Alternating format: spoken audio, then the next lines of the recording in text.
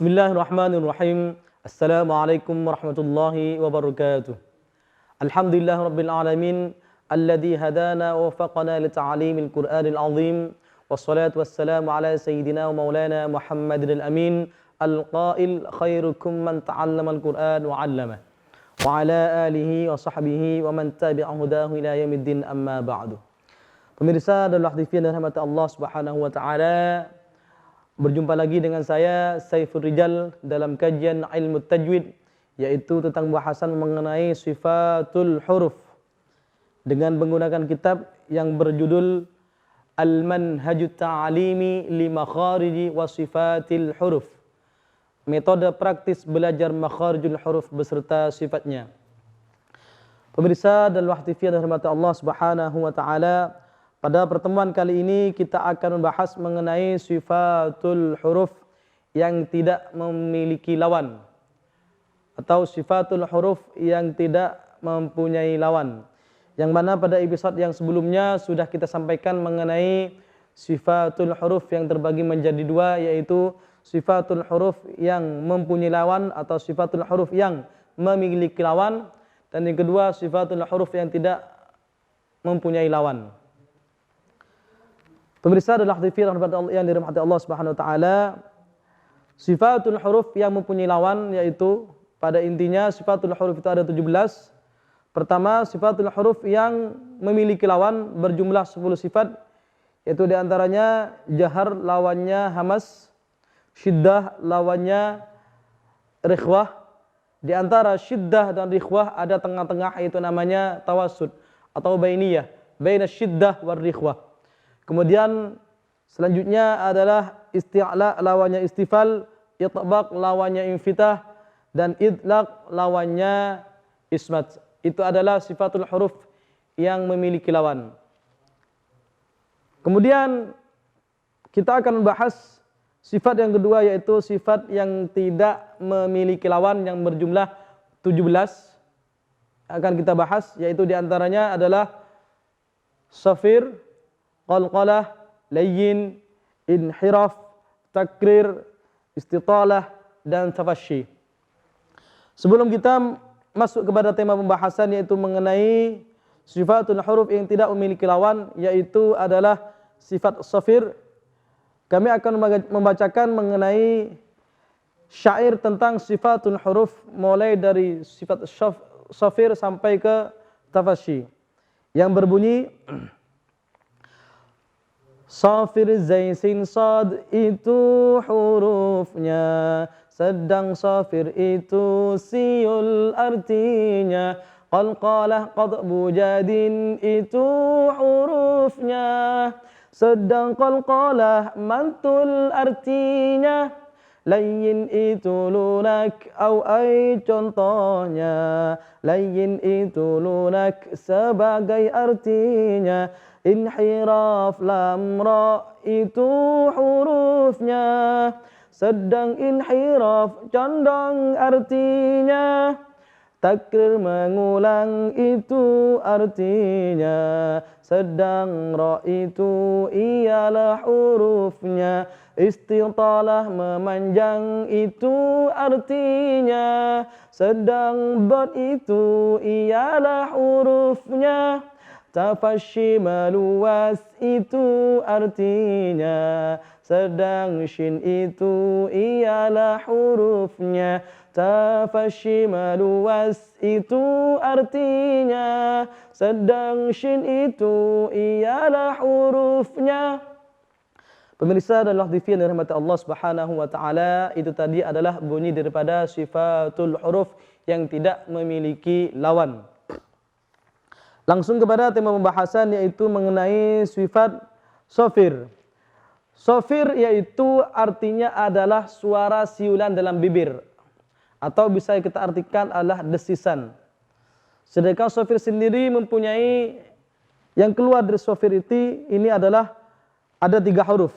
Sekali lagi, huruf daripada safir itu ada 3 huruf, yaitu sad, zai, sin, atau zai, sin, sad. Sekali lagi, safir adalah suara siulan dalam bibir, atau suara desis lebih gampangnya. Dan huruf daripada shofir ini ada 3, yaitu shad, za, sin atau zai, sin, shad. Pertama yang akan kita bahas mengenai shofir adalah huruf shad. Sebelum kita memasuki pada shad ini atau pembahasan mengenai shofir, kata kunci yang pertama yang perlu kita ketahui yaitu ada 3 komponen ketika kita memahami sifat shofir ini, yaitu pertama adalah suara, yang kedua adalah nafas atau angin, yang ketiga adalah desis. Contoh suara. Suara itu adalah ketika kita melafadzkan suatu kalimat maka akan menimbulkan bunyi. Contohnya a, ba, itu adalah suara huruf hijaiyah yang kita lafadzkan kemudian menimbulkan bunyi, itu adalah suara. Kemudian yang kedua adalah angin. Angin maksudnya apa? Yaitu nafas yang kita hembuskan. Seperti itu. Dan yang ketiga adalah hamas. Hamas ini seperti desisan ular seperti itu perlu kita pahami sebelum memasuki kepada sifatul huruf yaitu shofir. Contoh daripada ketika kita melafadzkan huruf shad, di mana letak kesofirannya atau di mana letak desis atau suara siulan daripada huruf shofir itu. Contoh seperti kita melafadzkan huruf shad. Berbunyi begini seperti ini, so, si, su, sos. So, si, su, sos.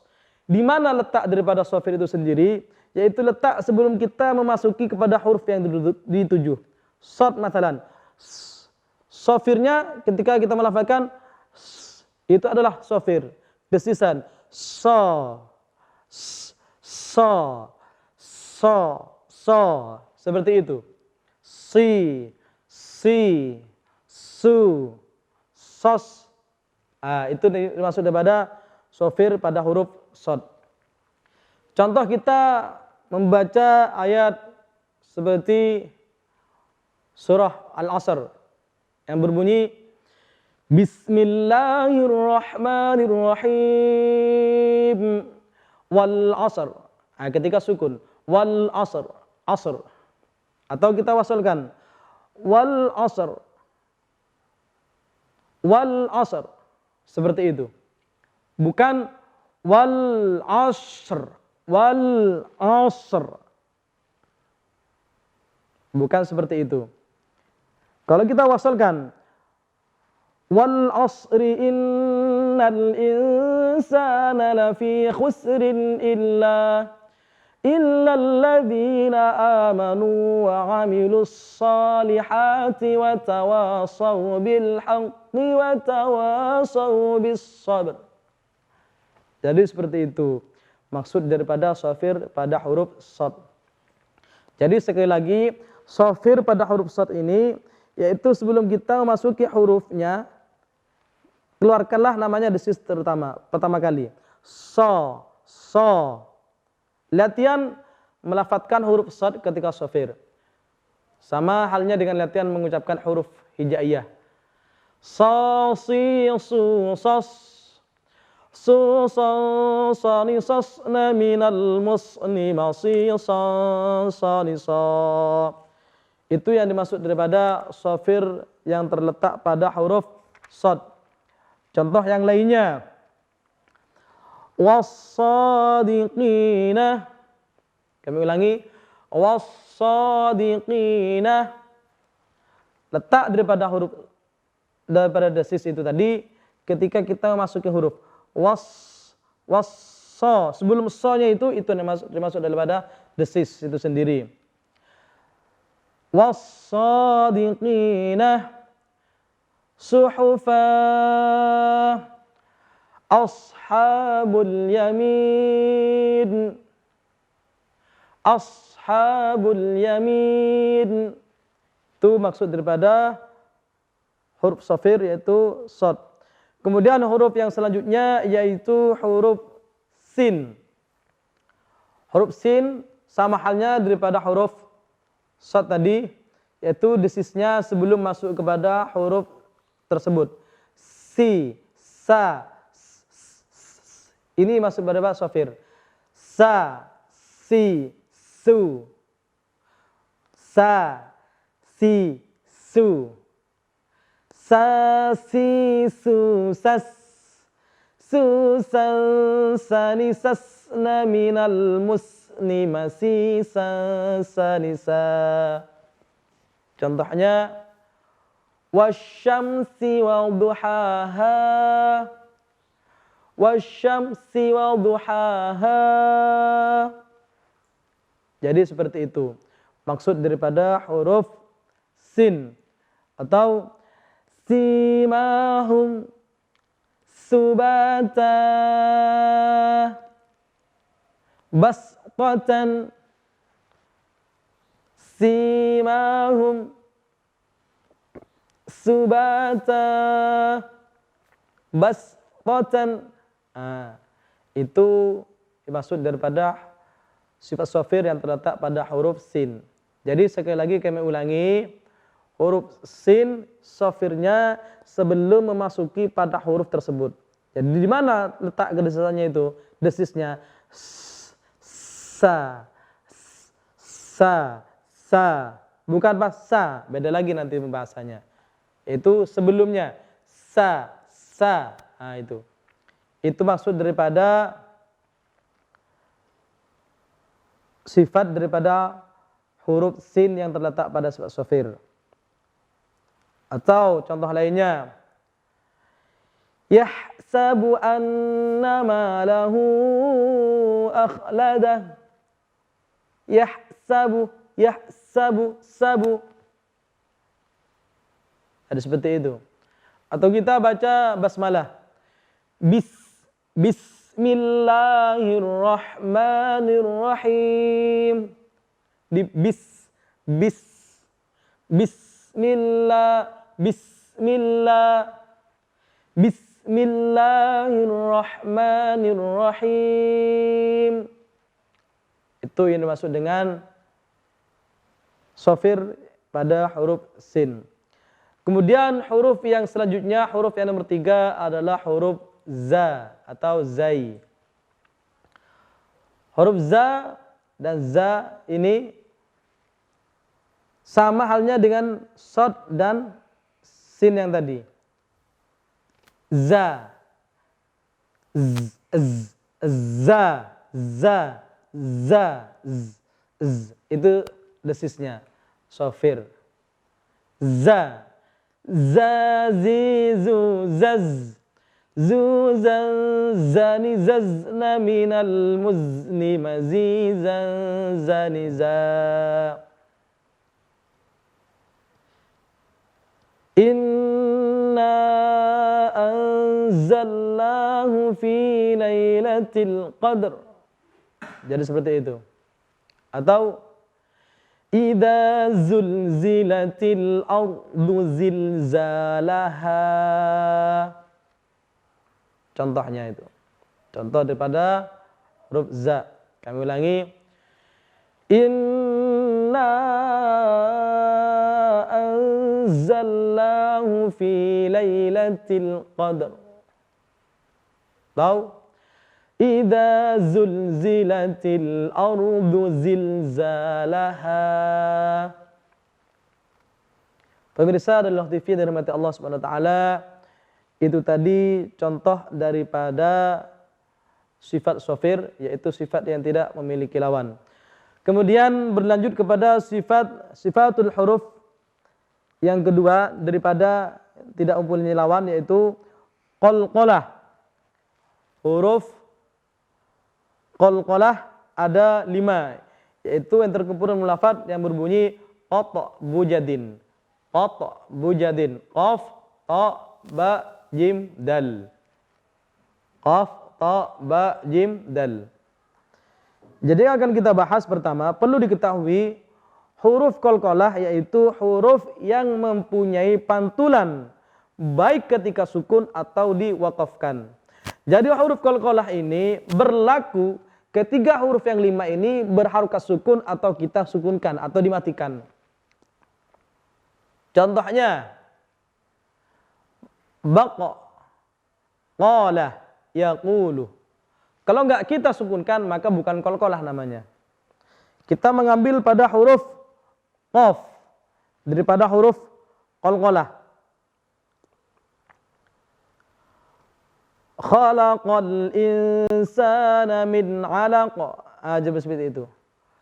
Jadi perlu diketahui huruf qalqalah ini berlaku ketika huruf qalqalah itu disukunkan atau karena sukun. Contoh huruf dal. Da, di, du, dad. Da bukan qalqalah karena berharokat fathah. Di bukan qalqalah karena berharokat kasrah. Du bukan qalqalah karena berharokat dhammah. Ketika kita sukunkan itu huruf dalnya, maka itu yang namanya qalqalah. Dad. Jadi seperti itu.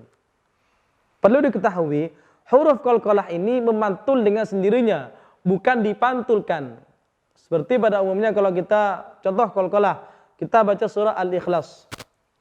Bismillahirrahmanirrahim. Qul huwallahu ahad. Jadi seperti itu. Kami ulangi. Qul huwallahu ahad. Jadi mantul dengan sendirinya. Bukan dipantulkan. Seperti apa dipantulkan itu? Seperti ini bunyinya. Qul huwallahu ahad. Jadi seperti itu. Itu yang salah. Qul huwallahu ahad. Itu bukan qalqalah namanya. Namanya memantulkan.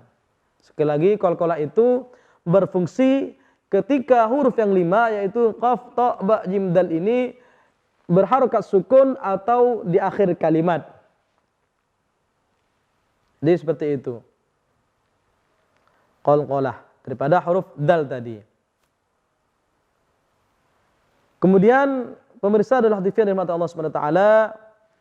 Masyaallah, jangan kemana-mana. Setelah ini kita akan bahas mengenai sifatul huruf layyin ila akhirih.